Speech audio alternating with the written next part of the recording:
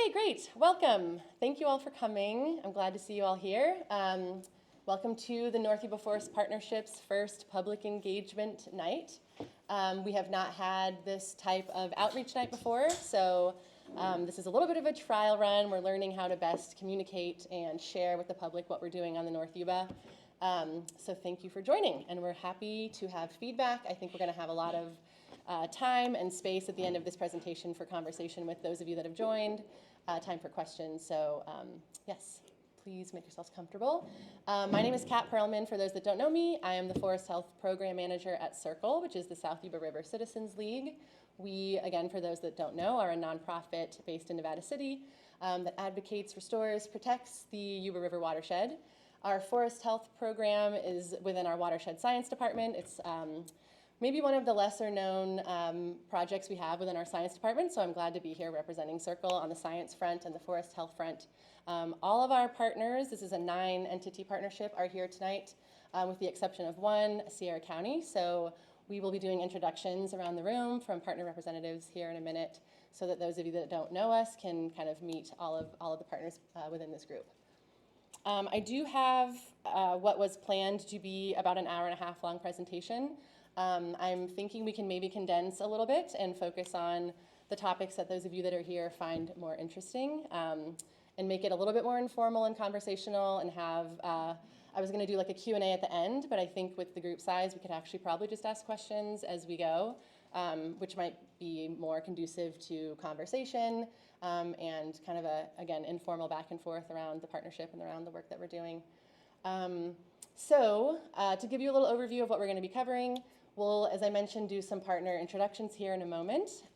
We will talk through some of the project goals. I think I didn't mention this, but as I showed on the title slide, the North Yuba Forest Partnership is the collaborative that has developed the North Yuba Forest Resilience Project. I'll be calling it the project from here on out.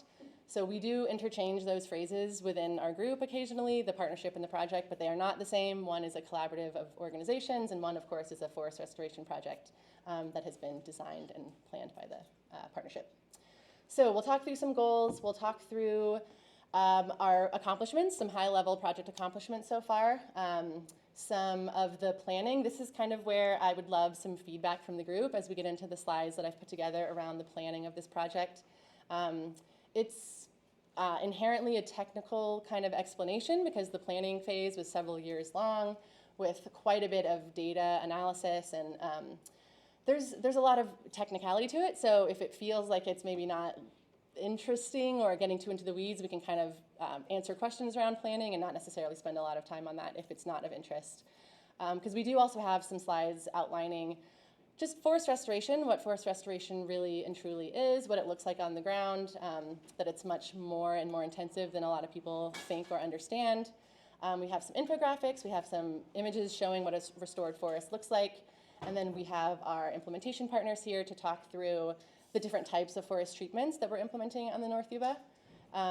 Work on the ground, what's happening right now, what's happening soon, what's happened already as far as treating our forests, and then we have some updates from our other partners that aren't necessarily doing forest treatment specifically, but are doing other really important work on the North Yuba that contributes to the goals of the partnership as well. So that's our overview.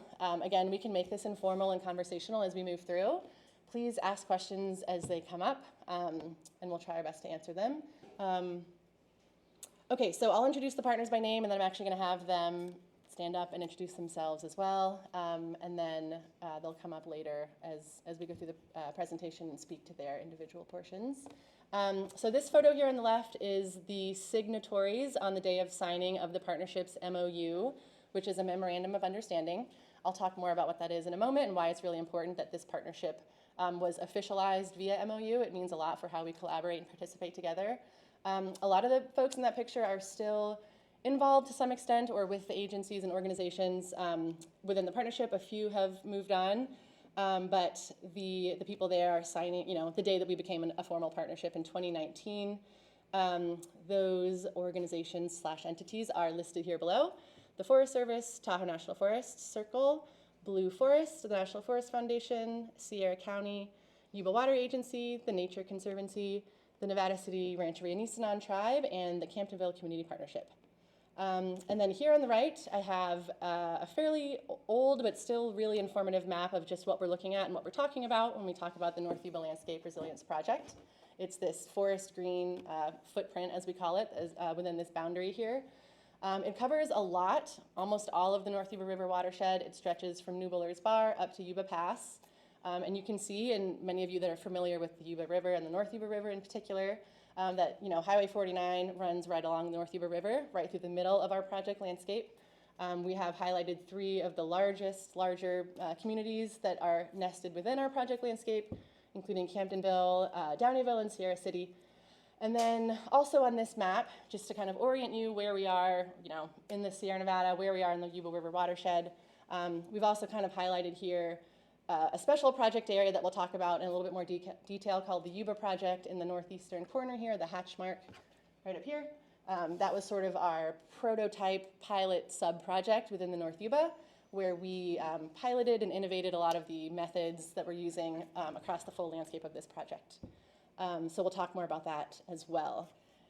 So next, I'm actually going to skip that slide and come back to it. I want to land us a little bit more into what the North Yuba Project actually is, what the goals are for the partnership and for the project itself.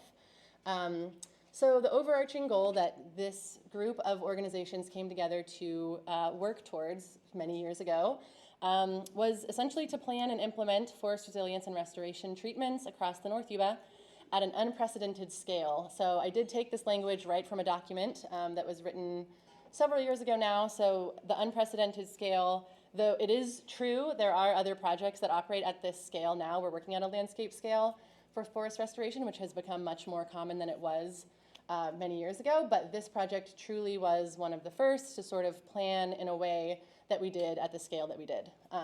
So I don't want to detract from what the North Yuba Partnership has done. It definitely has been innovative and unprecedented in a lot of ways, and I want to acknowledge that a lot of forest restoration work does happen at this scale or close to it at this point, which is a good thing. So we have 4 primary goals for the landscape. These goals were decided upon by the signatories of the partnership as they worked towards developing their MOU, which I mentioned a little bit ago, that being the document that sort of ties us all together as a partnership. These goals are really kind of foundationally tied to high-level management objectives that are outlined in the forest plan for the Tahoe National Forest. I keep mentioning this is a landscape scale project of 275,000 acres. The actual treatments that are planned for the project are all located within the Tahoe National Forest on forest system lands. So at present, though we have sort of planning across the entire landscape that includes private land, the planned work itself and the restoration work itself is all happening on the Tahoe. So for that reason, a lot of what we have outlined as far as our goals and our approach are really closely tied with the official documentation for managing the Tahoe National Forest, which is the Sierra Nevada Forest Plan. So yes, these seem very high level, and they are, but all the things that we have done within our planning process are directly tied to this sort of umbrella of goals that we're hoping to achieve as we seek our overarching project goal of resilience for the forest. So we are looking to improve and restore forest health and resilience, reduce the risk of high-severity wildfire, protect local communities from the effects of high-severity wildfire and climate change, and to protect and secure water supplies by restoring the watershed's natural process and function. There are sub-goals as well that kind of nest underneath these, but these are the primary ones that we look to when we just ensure that what we're doing lines up with what we set out to do. I included this MOU box here on the bottom because I wanted to remind myself to share some of the other things that are in that document and why it's so important. Not only is it where we all signed on to be part of this partnership, it's the formal commitment of the partnership, but it also outlines the project goals as we have here. It outlines our project purpose. It outlines all of our individual organizations' kind of statement of mutual benefit and interest, just kind of asserting why we as organizations are committed to being involved to this work. And it also outlines our coordination structure, our governance structure, and kind of shares how we operate as a partnership. I might find this more interesting than some people because I'm in the collaborative facilitation space, so I see how other collaboratives function, and I think our MOU is really great. So I wanted to share and just to also reiterate that we are committed via this to working together through a long-term, large-scale process. Okay, and then I wanted to go back to the earlier slide and just do some high-level accomplishments just to sort of indicate, or kind of share that we have gotten a lot done despite the fact that we're in the early stages of this project. We have thus far treated almost 14,000 acres on the landscape, and honestly, probably over 14,000 by now. This is a slightly unupdated number, but it's right around there, and that's a great, that's great for a project that's early on. We have over 100,000 acres that are funded and in agreement for treatment. Being in agreement essentially means that they have allocated funding and they're ready to be prepped and laid out and ultimately treated. So this is also a really impressive, amazing number that we're really proud of. We'll talk through, again, like I mentioned, what forest treatment entails and why not all of these acres are necessarily at the same stage, even if they are all in agreement. 18+ million state dollars have been secured for the partnership through various partners for different things such as planning, implementation, and monitoring. And our total obligated funds to the partnership as a whole is over 160 million, which is amazing. We've done a really good job thus far. I do want to frame this a little bit. We kind of worked through an exercise recently looking at comparative costs of, fire recovery, restoring forests after fire.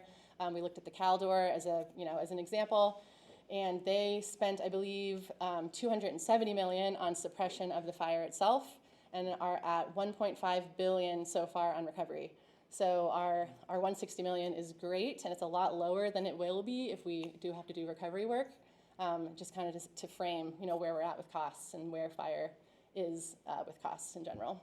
And lastly, and we'll talk about this a little bit more too, because this is an exciting factor of our work, 28 million timber dollars have thus far been reinvested into the project from timber sales, which I believe Carson will talk about later. I wanted to talk through the planning that went into this project. As I mentioned a few minutes ago, it was a very long and intensive process with all the partners in the room at various stages.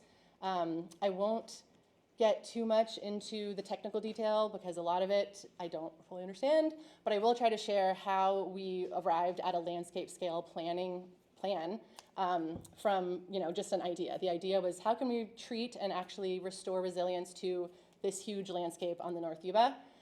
The first step was really developing those goals and really outlining and putting on paper what we wanted to have happen, what the partners wanted to see. And that included, of course, assessment of individual organizations' values, what they contribute to this landscape, and getting those what seem like simple goals that are actually very complex conversations that are distilled down into shared common values. Next, and actually simultaneously, but sort of next, was data development. So there was some assessment and gathering of data sets during the specific allocation of those goals. And then after the goals were written and the MOU was signed, the data development process continued. A lot of data was gathered, and the intention, of course, was to just examine and understand the state of the North Yuba at large. So the state of the forest, the state of the water supplies, the state of the ecological resources. I used this picture here on the left as sort of an interesting data pull from one of the many data sets we looked at. This is the Historical Range Variability Study. Maybe some of you have heard of it, maybe not. Or HRV is the acronym we use for this. And this comes from a published paper from Kevin McGarrigle. This looks at the difference in essentially forest composition and variability in forest composition across the watershed over time. This top image is what the watershed looked like as far as forest canopy cover pre-development, pre-clearing, pre-mining, all of the things that happened on the North Yuba and beyond. So what you may or may not be able to see is that a lot of the canopy cover across the whole watershed is very low. It's considered an open canopy, less than 40% cover.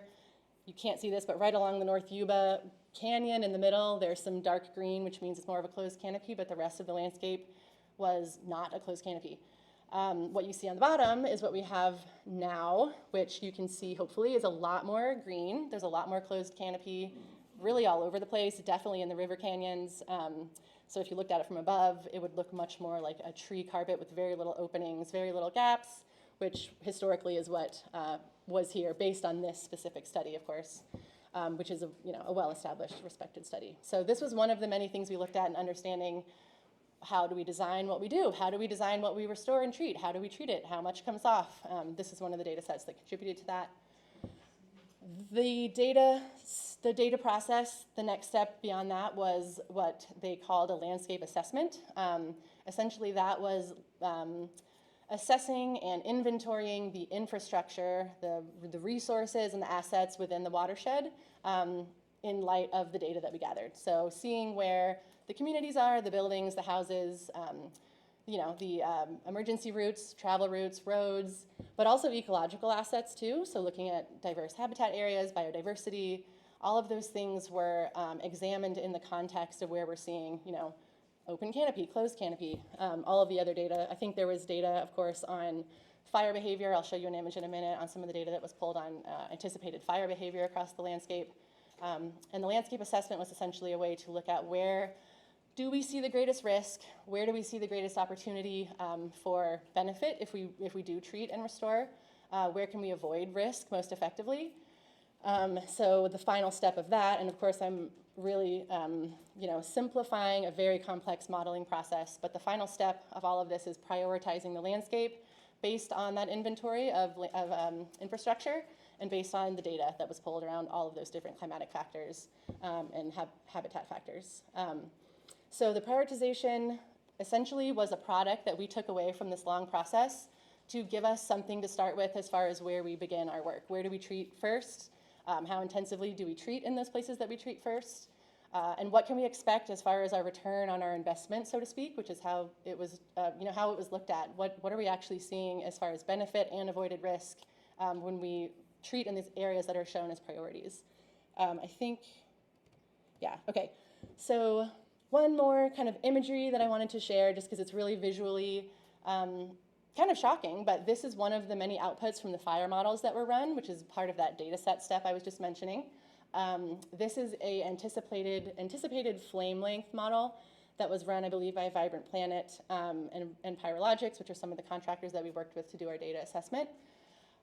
Really the takeaway here is how dramatically the anticipated flame length changes before and after the proposed treatment. So this model here on the bottom is run based on our proposed action, what we're proposing we do across the landscape. There's different models that show other things. If we actually treat more intensively, what does the flame length look like?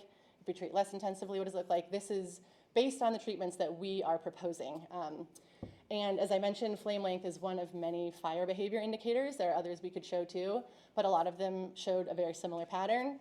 If you don't treat at all, which is this top left corner, we have these really high, you can't see it, but these numbers, that dark red color is longer flame lengths, basically bigger fire, longer flame lengths. And this down here is much reduced based on the fact that you're gonna have a lot more open canopy. So we just decided that this was a really interesting visual, kind of showcasing one of many of the modeling factors that we took into account when we when we prioritized the landscape for treatment. And so going back to that prioritization step 4, the final step in that data assessment process was coming up with a working map of how to prioritize and also how to group together. So where do we draw boundaries around areas that are considered like their own kind of discrete projects? We call them sub-projects because it's just easier to delineate between different unique treatment areas. There's also a lot of information around how the actual environmental review has to be completed for sub-projects. I don't necessarily need to go into that because it's a little confusing. But essentially, we completed a very large landscape scale environmental impact statement for the entire North Yuba for this, what you're seeing here. It's a legal document that's required. What it does is it assesses the potential impacts to all of the natural resources on the landscape via the restoration, treatment, or management actions that you're proposing. So that huge document covered this whole area. That landscape prioritization process allowed us to chunk it out into smaller sections. And then these smaller sections are essentially treated as, again, more discrete small sub-projects where we conduct our work. I don't know how to explain this better. So these all have separate, smaller sub-documents associated with them underneath this big umbrella document. I do want to mention a couple things about the numbering system here. So you'll see maybe that there's 9 different sub-project areas. They're numbered. This is essentially the output of us looking at where we should start, where we should go 2nd, 3rd, 4th, all the way to 9th. It is a bit misleading. There was work ongoing, and we'll talk about this in a moment, on this landscape before we are starting what's considered this umbrella document I just mentioned under the EIS. There's already work going on, and there has been work going on with forest treatments on the North Yuba for several years. So those are happening not necessarily in the order of 1 through 9. So for example, subproject 9 up here in the top, the Yuba project that we mentioned a little bit ago, that had and has had implementation work happening for several years. It's actually more or less complete as far as implementation goes at this point, which is one of the reasons that it's 9th. It's the lowest priority, technically speaking, but it's not. It actually already has a lot of treatment happen on it. There's also work going on in subproject 8, this purple one on the southeastern portion. A lot of that area is called the Trapper Project. It also has its own environmental impact statement, its own kind of regulations and compliance, so that work is happening there too. We have sort of this kind of rolling implementation of projects that are happening outside of this nice, clean 1 through 9 prioritization. But it does give a lot of guidance to us as we continue to plan where we work next. And I will say, upcoming next, outside of those 2 sub-projects that are already being treated, is subproject 1, which is the teal one in the middle, right around Downeyville, north and south of Downeyville. We'll talk a lot more about that in a moment. But that's sort of where we're starting with our first sub-project, even though, as I said, we already have other work happening too. The other thing I'll mention about this is that these are guidelines. There's no hard, fast rule that we can't shift the boundaries of different sub-project areas depending on what we find when we do resource surveys. All of these areas, every area that's being managed or treated has to have resource surveys completed on it before we can actually work within it. Resource surveys being, wildlife surveys, hydrologic surveys, archaeological and cultural surveys, botany surveys. So we have to actually go in and see what the resources are on the footprint within those small sub-projects before we begin treatment, which is another reason we had to break them up into smaller groups, because doing a resource survey for the whole footprint would take a really long time, and by the time you finish it, the beginning surveys would be obsolete. So that's another reason that the prioritization process was necessary here. Okay, cool. So this is our forest restoration and treatment cycle. So the idea was to kind of give folks an idea of what we're doing when we're out there. So once the planning is done, which is kind of our top icon there, what happens next? So the next piece is on the ground step, which means folks are going out, they're flagging boundaries, they're flagging important resources, and they're just in general laying out the project and getting ready for implementation. So after that has happened, which is a huge amount of work, right? So especially some of these larger projects, might take a full year to get done. So after that, they move into kind of the active management phase. So that's when you'll see logs coming out of the forest, a huge amount of biomass.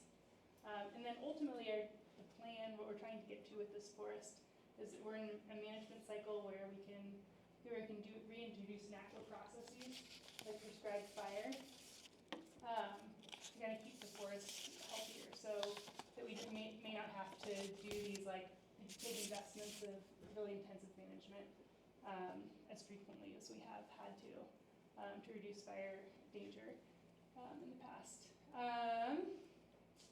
And then after those initial treatments are completed, hopefully during that time we've been doing good monitoring, we've learned lessons, we can kind of apply those and start that cycle again. The way this NEPA is designed, by the time we get to subproject area 8, we're not going to be done. We're going to be ready to kind of go back into subproject area 1 and do those maintenance activities like the prescribed fire.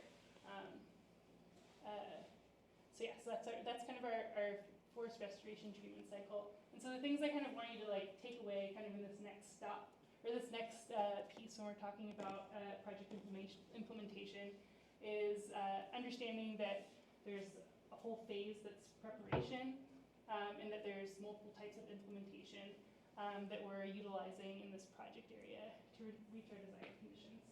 I think we could jump to the next slide. Okay. So again, Carson, I get to talk about the on-the-ground work and kind of taking these planned efforts that we have gone through this NEPA process, gone through the environmental and resource review, and now we kind of have a final decision about where this work can occur, and now we have to think about why and how this work is going to occur. So we have a couple different treatment types that we take to implement this planned decision. These can be small, low-impact operations with hand crews, going out with hand saws, falling those trees, and then taking that material, piling it into the woods, and burning it to try to reduce that fuel load.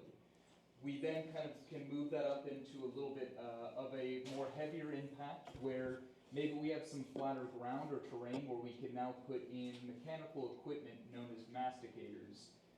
These are machines that are either tractor wheel based with like a large grinding tooth head on the front that will chew up your trees. These masticators are good for any of these areas, like I mentioned, flatter terrain. It's a cheaper cost and allows us to actually treat more of this land in a quicker fashion. Mastication is typically something where we would almost call it like fuel rearrangement. It's not actually removing that material from the forest itself, just kind of taking standing material, chewing it up and spitting it out and kind of rearranging it so it's a little bit lower on the ground. If fire comes through, that material isn't going to be burning as hot or as high with those flame lengths. We now move into some of our more impactful with ground-based mechanical thinning and aerial thinning. In a lot of these areas, we try to move from kind of what we can do with the lowest impact and move our way up. So if we come into an area where a decision has been made to treat those acres to be more wildfire resilient, better habitat, better water quality, we may need to start removing trees greater than about 10 inches in diameter, and that leads us into needing heavier equipment to come in. These heavier equipments will remove those larger trees. We're not doing any of these, previous 1980 clear cuts or ideas of these areas where we're coming in and removing all of the vegetation. The trees we're removing and selecting are purposefully identified to hit a target that we can have our healthy forests that are still intact, provide that habitat, but if a fire came through, we don't all have that ladder fuel for that flame to climb up to the larger canopy, thus producing those catastrophic wildfires we all know and fear. So through some of these operations, with that small hand thinning to mechanical mastication, to even those ground-based mechanical thinning operations, we're looking to reduce those fuels. We're looking to develop these large trees.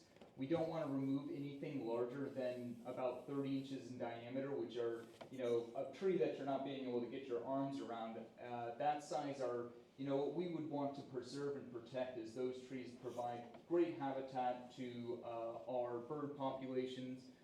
They also provide a lot of genetic structure that we want to retain in our forest. A lot of these older trees have built resistance to a lot of the pathogens, insects, and diseases that can run pretty rampant through our area.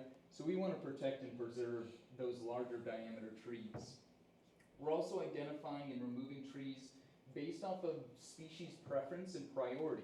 If we have an area like a forested area that has a lot of ponderosa pine in it, we don't want to be removing a lot of, say, our mixed conifer species, like our red fir, our white fir. We want to try to create these heterogeneous forests that aren't just a single tree species. We want to have multiple tree species, creating a bunch of diversity in this landscape, as all of those trees are important to our forests, and we need to make sure that we aren't just creating these monocultures of forests. When we have these individual trees all congregated in a single area, it allows for pathogens and disease to spread pretty quickly through those areas. If we have more diversity, we will be more resilient to those pathogens and diseases. Finally, we want to promote tree species and composition aligned with active fire regime. We have our shade-tolerant trees and our non-shade tolerant trees, and those will also have, some of those trees will also have fire resistance. A lot of our oaks, for instance, are pretty resilient to fire, and some of these trees actually even require fire to continue to propagate and grow. So we need to make sure that we're selecting those for a fire-resilient community in our forest, but also recognizing that fire is an important part of the ecosystem, and we need that natural system to come through to continue to reduce those fuels naturally and to propagate some of our species. Some of the outcomes that aren't quite listed here, but I think are important to mention, is through this process and getting to your question earlier, we are thinning these forests and in most cases trying to reduce the amount of material that we're just burning in the forest. That is one way to remove the material.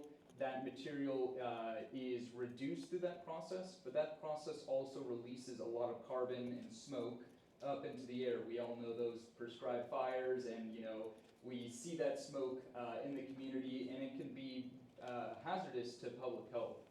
So another option that we're trying to do here, another outcome we're trying to do here, is instead of just cutting this fuel and burning it, we're cutting this fuel and actually bringing it to a localized area where that material can be processed into what we call feedstock. This is chipping material or just taking material in its slash or brush form to these end-use facilities that can ignite that material in a closed system. Those systems can boil water, create steam turbined electricity, and provide that electricity back into the system. So we do that with Camptonville Community Partnership, or we are looking forward to doing that with Community Campton, the partnership there. But we also do it with other facilities. We've taken that material to Honey Lake Power, Rio Bravo down in Rockland, and Woodland down in Woodland just south of us. So we use a bunch of these end-use facilities to try to treat that material in a different way. With those larger than 10-inch diameter trees, we're actually taking those to sawmills to be turned into lumber. So we work with both Trinity River, Mendocino Forest Products, and SPI within our local region to try to utilize as much of this material as we can. Through that utilization of material, we're actually able to generate some funds. These wood product funds come to the National Forest Foundation. We as a nonprofit aren't using any of those funds. We're actually transferring those funds and putting them back into the project areas to treat more ground, potentially generate more wood products, potentially generate more revenue, and try to keep a semi-sustainable cycle going. Recognizing that I'm sure you saw those costs earlier, this work is very cost expensive, and we like to try to get this work done with this expensive machinery to reduce those fuels initially, and then actually continually to maintain that reduced fuel loading through natural systems like prescribed fire, which are more economically more feasible. Just looking at kind of the traits that we're looking to get to in these forest systems. Again, trying to encourage more of those large old growth trees, create more openings and gaps in the canopy. We saw when we were reducing that canopy structure with those fire models, we saw that that fire was not jumping as readily from canopy to canopy, thus again reducing the speed, intensity, and heat of those fires. We're also looking to increase fire adaptive tree species while maintaining that diversity. And then of course, fewer water stress trees. A large reason for the mortality that we're seeing out in our forests is because of overcompetition. These forests that we now know are incredibly overstocked, and there's only so much water and nutrients to go around to feed all of that vegetation. So by also reducing this overstocked forest, we're not only encouraging fire resiliency, but we're also allowing those trees that currently exist and need that nutrients, need that water to uptake that new nutrients, new water that's provided to them to encourage a healthier forest. With these overstocked forests, they're all competing, they're all getting very drought stressed, and they're all creating a situation where they're now more susceptible to pathogens, insects, and diseases. I think I'm ready for the next one. So taking those kind of treatments in mind, and now looking at kind of some mapping here, we also have printouts on either side of the wall presenting the same information in a little bit of a different format, but just showing, as you guys can see, the outline of the landscape itself. I'm sure you're starting to become familiar with some of those sub-projects that are happening around the area, and just giving an idea of where these operations are currently existing. This map is color coordinated based off of the current state of the projects. So if you're looking here, and actually let's jump to the next slide. It'll be much easier to see. Perfect. As you can see here, we've got some color coding there. So that teal is complete. The dark green is they are currently being worked on and implemented as we speak. darker brown there is they are currently going through that preparation stage. Those foresters on the ground flagging out the units themselves, painting the individual trees that are going to be cut, and so on. And then finally the last one in the planning stage. These are areas we know that need treatments, we want to work on them, but we're still currently in the identification of what resources are out there that we need to protect, and also in the stage of who's going to be paying for this. We as a nonprofit write a lot of grants for the state to generate funds to get this work done, but both the state and federal government only have so much money to give. So we're continuing to fundraise and propagate funding for this work. I wanted to zoom in on these two sub-projects first, and actually if you wouldn't mind going back one slide. These two sub-projects are in the top right there, are what used to be known as the Yuba project, now sub-project 9, and kind of this bottom portion here, wrapping around what we call the Trapper area. These are projects that are now just determined as sub-projects 8 and 9 of 9. So they may look like they're on that lower priority, but again, that is due to the work that is currently happening in those areas.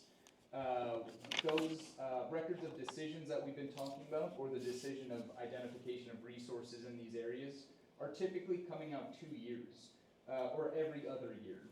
So in about 18 years from now, we'll actually have new signed decisions for these areas and be mobilizing equipment back into there. And that's just recognizing also the amount of regrowth we have in these areas.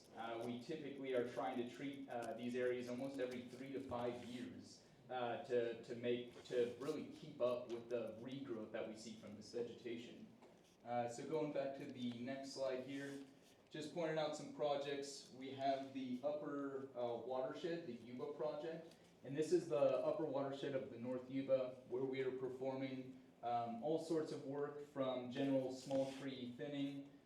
We were doing conifer encroachment removal within meadow footprints, trying to restore these meadows back to their natural footprint. And we are also doing conifer removal in aspen stands, recognizing that creation of this diversity is a big target of ours, and these conifers can come in and move into these aspen stands. Competition will kill them, and all of a sudden we're losing a highly valuable species. So through this process on the Yuba project, we were able to treat about 15,000 acres as a partnership. This was kind of our first introductory pilot into being a partnership under this MOU, and just figuring out what we can do together to treat this landscape at a larger scale. That 15,000 acres then got elevated up into about a 30,000 acre project for the Trapper area, and this is where we started getting into that more mechanical based machinery, thinning that fuel through both hand thinning, mechanical mastication, and through those mechanical thinning bellow bunchers is what we call them. And actually you can see a blurry picture of a masticator here on the bottom left.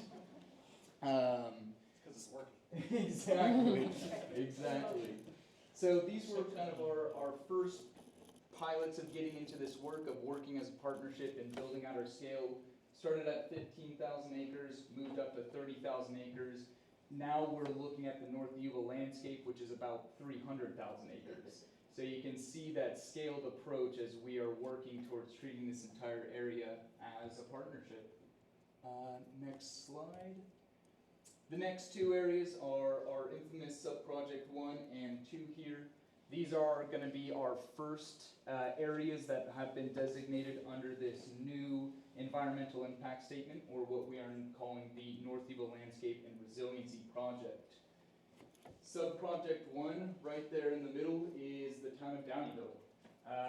An area that we all know to be incredibly important within the community, and an area that severely needs some help for community protection and wildfire resiliency. If anybody has driven up those canyons up to Downeyville, you can see how steep those slopes are and how challenging that terrain is to work in. So that's definitely been a large effort of the planning portions and the design of these projects, is how do we treat these areas that have such steep slopes and are in such remote areas? So that's something we are coming together and finding innovative processes through private industry to find new pieces of equipment and new different operations methods to get this work done. The focus of these project areas are going to be that kind of brown, what we call the Downeyville butterfly around the town proper, treating those west and east slopes.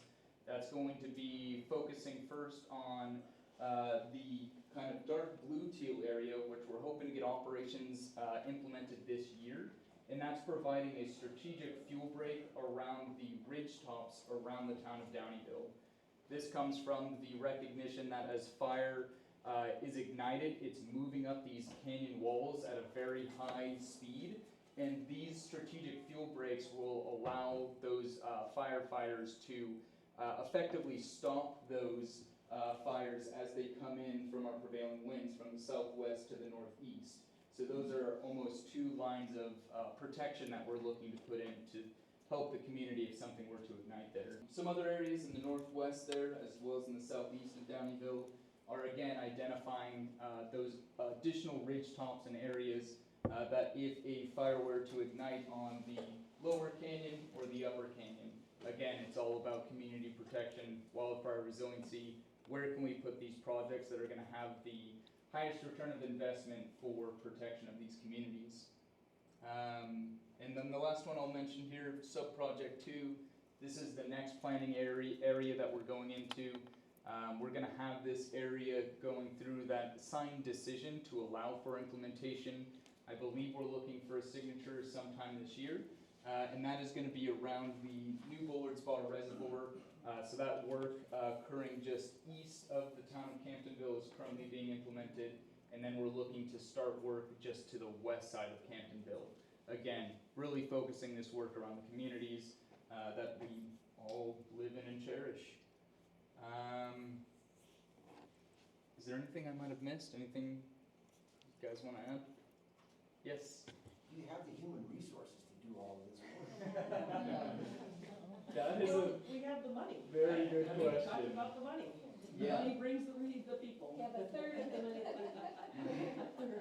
And that's absolutely one of the challenges and one of the reasons why National Forest Foundation is focused on this particular area to kind of give you an idea of how our organization or kind of our roles work is we will typically have an individual per multiple forest units, so the Tahoe National Forest, for example, or even have an individual supporting work and adding capacity to the Forest Service per state. For this one landscape, we have a team of 4 of us, soon to be 5 of us, all dedicated to this one area, hoping to add capacity to the Forest Service. Forest Service is also bringing resources externally to this area to support this area. And we're also leveraging private industry, bringing in licensed state foresters and registered professional foresters to do this work, bringing in local operators to perform this work, and are actually going outside of the state to bring in additional workforce because there's a lot of it. So we need to maximize whoever we can to build that industry currently here, and also potentially bring them in elsewhere if that's not enough. Yeah. Just speaking to that, some of the executive orders that have been coming out have been really pushing for the production of timber. But, what we're looking to do here is not focus on an individual economic commodity. We are looking to treat the forest to create a more healthy system. And in most cases, that means removing some of these commercial grade timber trees. So we are able to meet some of the current administrative goals while still meeting the purpose and intent of our projects. How clever. Right? Okay, great. I'm going to shift us into our non-implementation partner presentations. We're almost at 7 o'clock. So I think, John, you were up first. We're going to hear from different partners around monitoring work that's happening on the landscape. We're also going to hear from Chirp, from Sid, and from Blue Forest, I believe. Or maybe Blue Forest, you were first. Sorry, I'm sorry. Phil, you were going to start us off for our partner discussions. Sorry about that. John looked confused. And you didn't have any slides, right? I didn't. Maybe Okay. Put up the slide with the Yuba project and the Trapper and Camptonville. Yeah, that's probably great. Cool. Thanks for the tee off and great info from Carson. So again, Phil Saxo with Blue Forest. So we're the conservation finance partner on the North Yuba Forest Partnership. We've had a partnership MOU in place with the Forest Service at the Washington office since 2017. Our organization's been around since 2015, so we're 10 years older this year, which is super great. And we exist because of this project, to be honest. So we, back in 2017, the group of us, which originally were 5 folks here in California, were really thinking through like, okay, we've got a massive challenge in a watershed like the North Yuba. How are we going to achieve the funding needed to really restore this whole watershed? And as Joanna mentioned, we have 160 million, we probably need 300 to 450 million, right? To really implement across this entire element. So we were talking with the Sierra Nevada Conservancy, which was really instrumental in setting this up. In the first place, they supported a lot of our efforts. We can't be an actual partner of them because then they can't fund us. So we want to continue that relationship, but they've been a great supporter from the beginning. But we're talking with SNC, we're talking with the Forest Service and Tahoe National Forest specifically, and Randy Fletcher, who was on the board of Yuba Water, was also on the board of Sierra Nevada Conservancy, and he said, and the Tahoe Forest, National Forest said, we have the Yuba project, it's a plan, we don't really have any funding yet. Randy Fletcher from Yuba Water said, hey, come present to our board, I think they'd be really interested in the model that you're presenting.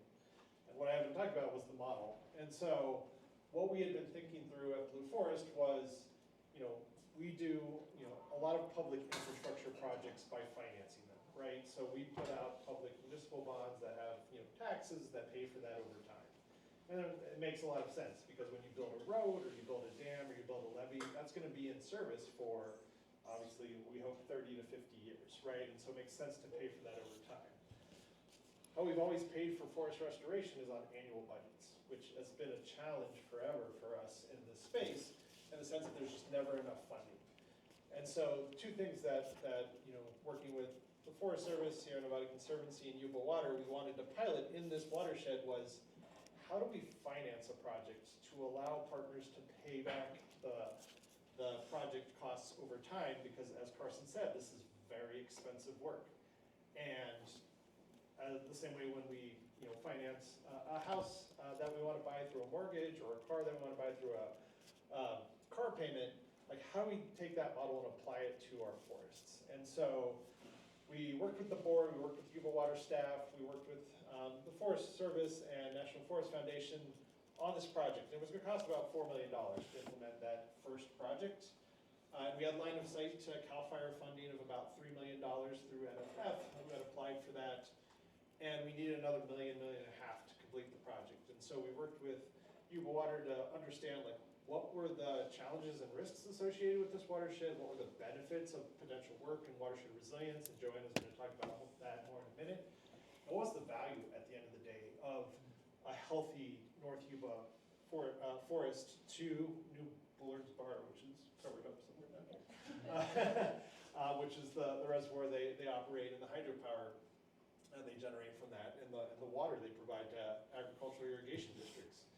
And so we worked with Yuba Water to secure $1.5 million to the Yuba project over 5 years, that we were then able to launch our first, what's called forest resilience bond. So it's designed to do 2 things. One is to raise new sources of funding from folks who haven't yet had the opportunity to pay for this work before, working with utilities like Yuba Water, working with corporates who have interest in water sustainability and climate sustainability outcomes, and pairing that with traditional sources of funding, so state and federal resources like CAL FIRE grants, like Wildlife Conservation Board grants that are on a repayment basis, right? So you have to do the work, you have to invoice the state, and the state will eventually get around and pay you back.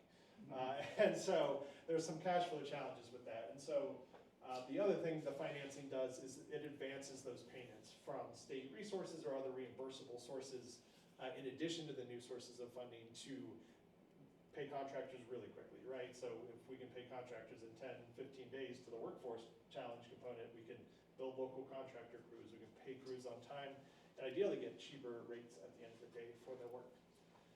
The other thing the new sources of funding does is it's a lot more flexible. There's only so many things you can do with CAL FIRE funds. There's only so many things you can do with Wildlife Conservation Board funds.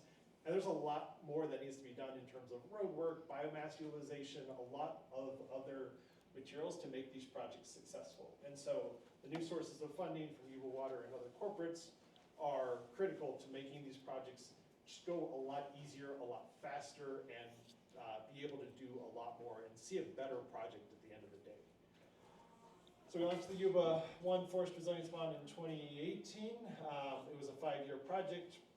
We successfully closed it in 2023 with Carson on board, which was great. And but in the meantime, these areas were getting planned. So Trapper Project, Camp in Pendola, where some post-fire was happening, and the project was ready to launch in 2021. So we went back to Yuba Water and said, so we've got a bigger project, it's more expensive. It's $25 million for just that component, and I think we underestimated that by about half, Carson. And so we went back for actually a $6.5 million ask, $6 million to implement, $500,000 to do planning for the next phases that you all saw, and the board was so enthusiastic about the success of this partnership, of what NYFP had done, the effectiveness of thinking about this as a landscape scale, and so the board re-upped their investment over a 10-year period. And so that combined with Wildlife Conservation Board funds, with some CAL FIRE funds, with the Forest Service coming to the table in a really big way, we were able to finance this next element. So we have a line of credit with the National Forest Foundation that runs $8 million. We're going to max that out this year, I think, Carson, if we're successful, right? In the sense of we are running so much money through these projects to get work done so quickly that, which is a really great thing. That's what we want to see happen, and we don't want to see well, we haven't gotten reimbursed yet, so we don't next want to go put ourselves at more of our skis with doing our next project area. So that's the goal and the idea behind this. And this honestly is still our model project for Blue Forest. We work across the West now. This is the project that we point to, that we show to across California. We see utilities be like, we want to be like Yuba Water. We're like, well, the Yuba Water, our watershed. Or we go to them and how do we get an NYFP in our watershed, right? So this group, this area is a model for not just the state, but also nationally. And the Forest Service knows about this area and this project because of what's come together through project partners. And what we realized is, even before NYFP was formed, even NFF, us and the Forest Service can't do it all. We can't do all the planning. We don't have all the policy chops that TNC brings to the table. We didn't have the indigenous partnerships ready and on board, and we didn't have somebody that can convene, a collaborative like this and work with the community and has a lot of that trust, that social trust. So super excited about where this project has been, the history of it, where it's at now, and where we're ready to just launch in the next few years and just see it continue to grow. Monitoring, as we talked about earlier, monitoring this project is a really important component of understanding the effectiveness of our treatments, understanding the impact we're having on our resources. We have a full committee for monitoring that is led by the Nature Conservancy. You do have slides, correct? Yes, okay, perfect. I should. I know, I didn't really talk about structure. I just talked about the MOU a lot, I'm sorry. I can do it at the end if you want to. Go ahead. All right. Hello again, John Williams, forest ecologist, fire ecologist with the Nature Conservancy, also known by its acronym TNC, if you're hearing that and wondering if they're two different agencies or organizations. So with our monitoring, Carson gave a great overview of what we're doing and why we're doing these particular types of treatments, right? We're looking at going back to those goals, those 4 goals, the first 2. So the first one was restoring forest health and resilience, and then the second one was reducing the risk of high-severity wildfire. And so the monitoring project is basically us trying to figure out how much progress are we making towards those goals. And we're sort of using kind of quantitative scientific methods to figure out that first one, how healthy is the forest, and we're using things like the forest structure. So we want to know how many trees are there, what are the sizes of those trees, how does that vary across the watershed, or the project area. What are the species? Are those all these shade intolerant, these fire-resistant trees like ponderosa or Jeffrey pines? Are they the shade intolerant trees like the incense cedar or the white firs? What about the understory? How is that changing? And so how are our treatments affecting the forest? We're also looking at things like the fuels. And so the fuels, those can be live fuels, standing trees. They can be dead fuels, snags, down wood. They can be leaf litter and duff, things in the forest floor. Where are those? So where those fuels are makes a big difference on how fire moves through the system. And so this is telling you something you already know. We're not removing fire. This is a fire adapted system. It hasn't been allowed to permeate through the system the way it naturally wants to, and sort of the natural fire regime or fire return interval. So at the risk of oversimplifying, this system is largely a frequent fire, low severity fire adaptation system. And so fire, on average, through most of it, and there's exceptions through the riparian corridors and sort of throughout the landscape, but it more or less wants to return every 5 to, say, 35 years and not burn at high severity. What do I mean by severity? Severity is not intensity. Intensity is temperature, how high it's burning. Severity is what gets killed. So when you talk about high severity, there's different metrics, but we're generally talking about over 90% mortality of the canopy. And when I'm talking about low severity, I'm talking on the order of 0 to 25% mortality in the canopy. Moderate is up to, say, 50%. And so we want to see two things. We want to reduce that severity, that mortality of the tree story, but we also want a varied landscape. And so what we're seeing here, so these are the different the project areas highlighted. As we go to the next slide, I'm going to just show you a little bit. These are our sampling plots. So what we've done, we've got a sort of a varied sort of spatial approach to how we're doing this monitoring. But each one of these circles and each one of these project areas, we're doing what's called a common stand exam. And that's a Forest Service-based protocol that goes in there. It's a circle that's about 30 feet radius. And we're going in there, we're measuring all the trees, we're measuring their diameters, we're measuring their height, the species, then we're looking at sort of the understory, the shrubs, the forbs, grasses, looking at what's there. And we're looking at how that varies across the landscape. And then we do that before we do the treatments. So there's a pre-monitoring treatment. We go in there, we basically get all the details, then they come through and maybe they thin, maybe they just burn, maybe they do thin burning, and then we come back afterwards and see, well, how effective were we? And thinning, you can be pretty darn specific and say we're gonna reduce the number of trees in this acre to 50 trees per acre, but fire is a relatively blunt tool, and so fire will you try to do it within what they call prescription. That's why they call it prescribed fire of certain humidity, certain temperature, but fire is going to do a little bit what it wants to do, and you're going to come back and see what it did. And part of the purpose of the monitoring is to do what we call adaptive management. It's to sort of give us feedback on how we're doing, so that we can then as we come in the next time, we get a little smarter, and we know how it's going to behave on a 30-degree west-facing slope at 5,000 feet. When its previous composition is some combination of species, versus maybe a south-facing slope or a north-facing slope. And the other thing is this is an iterative process. So it's not one and done. We don't come in and thin and burn and then we're done and we can move on to another watershed. We're going to be doing this over and over. Hopefully, as we get better, we get to be a little bit more have a little bit more comfort. So we mentioned Downeyville. In addition to having these steep slopes around Downeyville, that forest is really dense. And most fire practitioners are going to come in there and really kind of be biting their nails when they say, I gotta put fire in that landscape, oh my God. So the first time you come in, you're really conservative. And so we're going to look at what are those conditions when it's really conservative? What's the relative humidity? Oh, well, we could really only feel comfortable doing it with really high relative humidity and first having some crews come in and finish.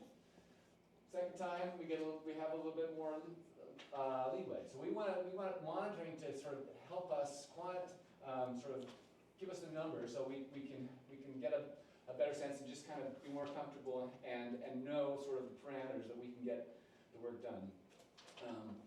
The other thing, the pre and post is prescribed fire is, it is kind of, it's got inherent risk to it. It's better than wildfire generally, but for those risk reasons, often it doesn't get done.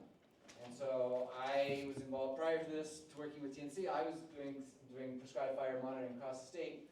We got roughly 40–45% of all the plots that we put in across the state, over 1,000 plots got burned. And so you might have a burn day of, we're gonna burn in the fall because it's generally cool in the fall, maybe the humidity starts to rise.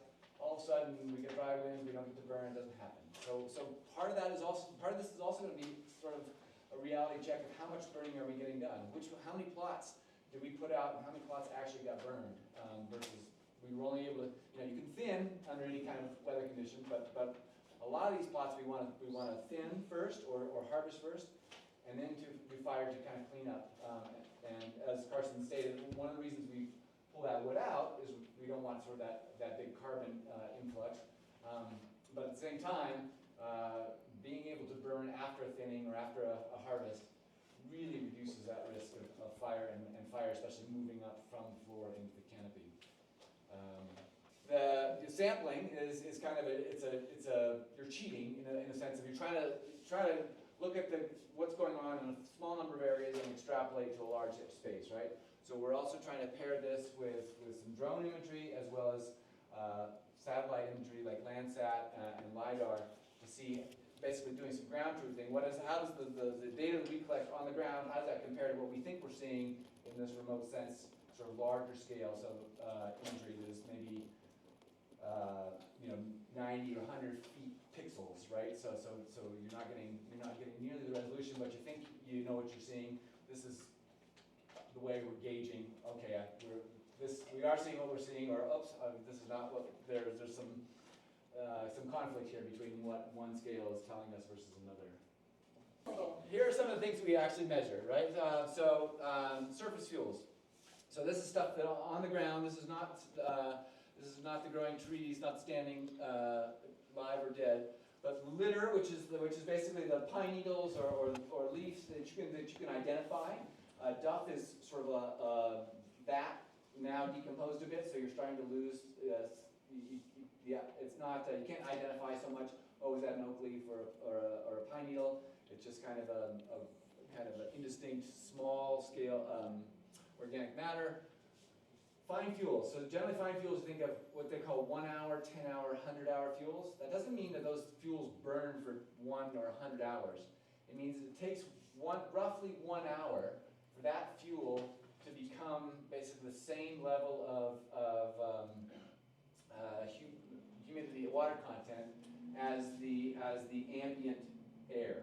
And so that's important because the stuff that is 1 hour or less, that'll dry out really fast. You get a heat wave, that stuff is dry by the end of the day. And that will carry fire fast, but not long. If you've had a heat wave for 5 days, now you're getting the 100-hour plus fuels, and that means everything, or a lot of what's on the landscape that's dead, is really dry. And so not only will you have those flashy fuels, but you'll also have fuels that will hold fire on the landscape, and that gives you more time to get up in the canopy and carry. And so that's the fine fuels standing dead and down forestry debris. These are fallen trees, big things. They also contribute to what we call jackpots, areas of a lot of woody material that's going to burn hot and for a long time. So if wind is coming and going, the stuff that burns a long time is going to just wait for that wind and then it's ready to take off, right? And so we're looking at that. Woody overstory species composition. So some of these trees, we're talking about shade intolerant and shade tolerant trees, but also some of these trees are more adapted to frequent fire than others. So ponderosa pine, for example, has thick bark, so that it is fire resistant. Self-limbing, so over time the trees, the limbs on those trees fall off, and so fire is not going to. It doesn't have the ladder fuels it's going to bring into the canopy the same way. By contrast, white fir, basically those branches go all the way to the ground. Some species, shrub species like manzanita have lots of oils. So we want to know what's there and also what comes back sort of soon after fire or longer after fire. Percent cover, we're looking at that sort of how much continuity is there on the ground?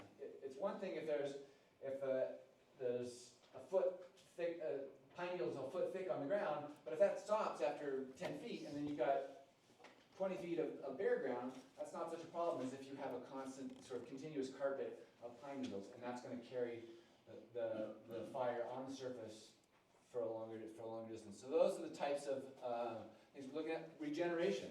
If frequent fire is coming in, then we're likely to see those fire intolerant, the shade intolerant fire adapted species in that regeneration.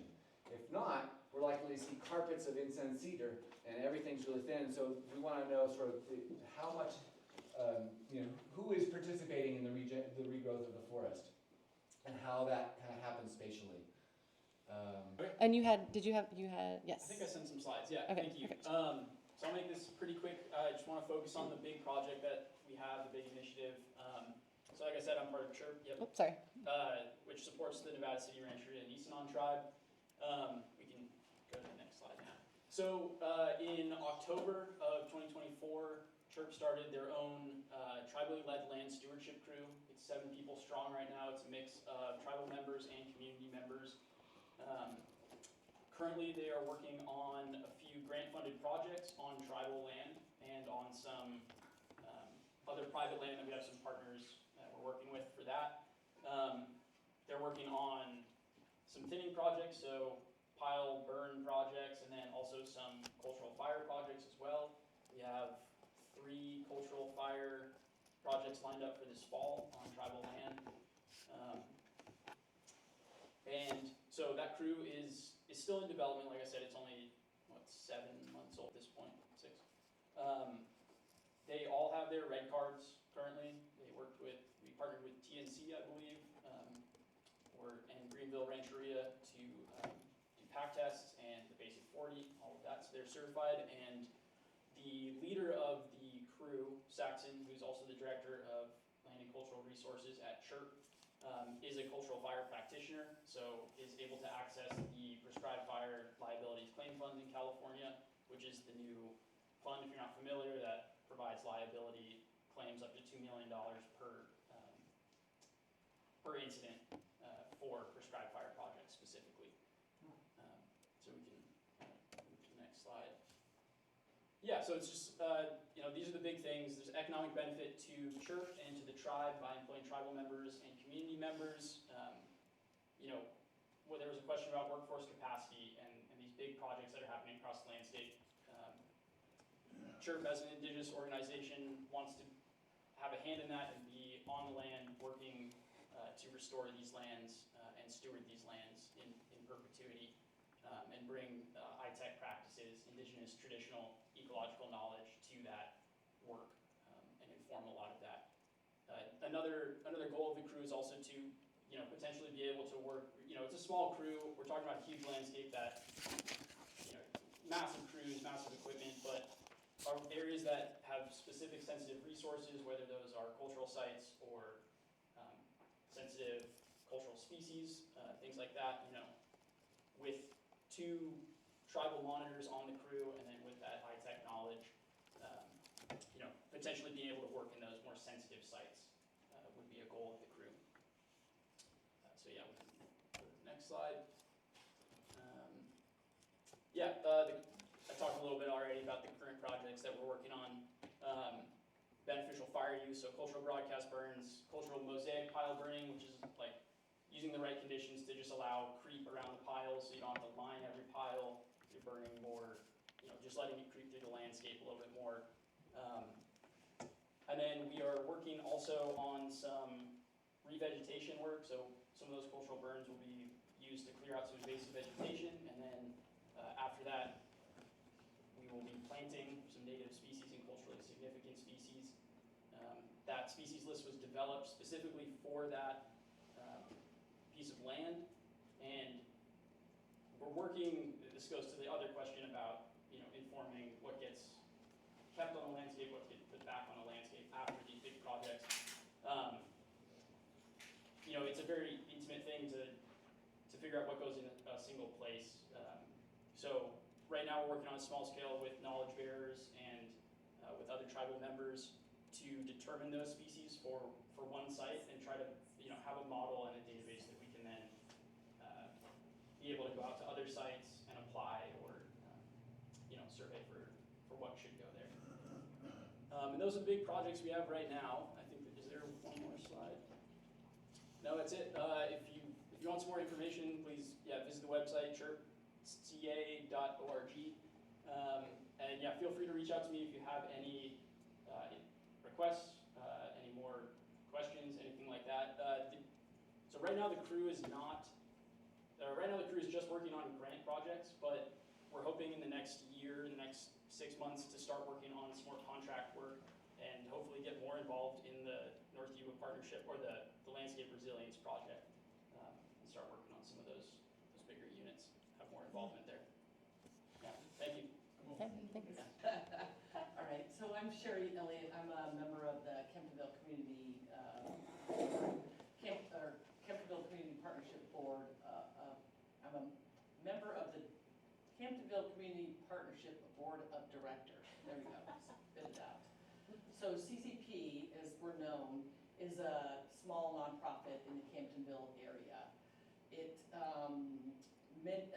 predating this project, CCP was enticed by some surveys that were going on around wood utilization, what to do with low-value materials coming out of our woods. Our previous director raised her hand and said, I think CCP could take on something like this. Yeah. There's a staff of about 5. So as the North Yuba Partnership was coming along, CCP was gaining some traction, and it was a natural fit for CCP to become part of the partnership with the objective of trying to develop wood utilization in proximity to the project. So we are still going, and we are currently in development of a 5-megawatt bioenergy facility. It's really close to the project area. Somebody mentioned Bullard's Bar. It's literally right here next to the project. And so it's west of Camptonville on Marysville Road, just a couple miles past Bullard's Bar Dam, up there on the road. And it's strategically placed between the Tahoe National Forest and the Plumas National Forest, which is north. Currently, the project current status is the Camptonville Community Partnership has partnered with a developer and an operator. Engelman Camptonville Green Energy is who our partnership is with. Our timeline right now is we're on-site developing. You can actually go out there and see dirt being moved. 12 years, I think, of working on this project. We're finalizing the financing, so it's a fairly large project that a nonprofit has taken on. It's tens of millions of dollars to put something like this together. And our current timeline is to, fingers crossed, be operational in 2027. We've done work with the National Forest Foundation to do Carson called it feedstock, to do the feedstock agreements so that wood coming, low value material coming off the project can go to the bioenergy facility once it's operational. I did say operational by 2027, Yes. right? Okay. All right. We've done a lot of fundraising. I just want to recognize some of the large contributors to the fundraising that both CCP has done.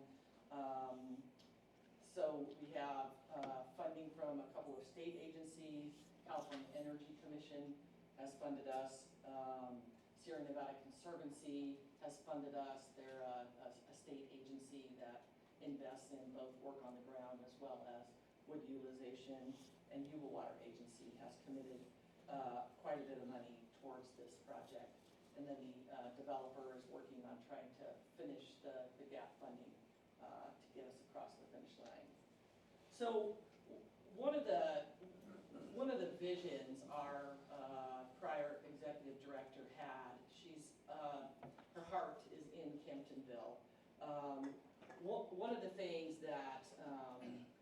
talks about when she talks about this project is where Camptonville fits in all of this activity that's going on and what Camptonville can influence in all of this activity. So what we're looking at is trying to develop a model that looks at rural economic development that can employ local folks to do the work that's contributing and supporting the project work of the North Yuba landscape. So it's participating on that back end of that work that's going on, as well as looking at some of the innovations going on in energy development and how energy development can help and participate in the problems that we have with the removal of material out in our national forests or out in our forests. So we're really looking to be a model. We're hoping in a number of years that we can stand up here and tell this story of this long story of how we created this model that allows a community to invest in the work that's going on in a different way that's more on that back end and using that material. Okay, great. So hopefully this really illustrates all the different and wonderful things that are happening under this partnership. Joanna with Yuba Water is now going to kind of close us out with a nice I'll be brief. watershed benefits statement. Why the heck is Yuba Water in this room? Yes, what are you doing here? Yuba Water Agency, for anyone who's not familiar, we own and operate the Yuba Development Project, which starts with New Wildfire Reservoir down here. It's the fifth largest dam in the country. And our obligations, it was built for primarily flooders production. It also provides water supply and hydropower. We have obligations for fisheries in the North Yuba River and recreation around the reservoir because those are the rules for the reservoir. Our source watershed is the North Yuba River watershed.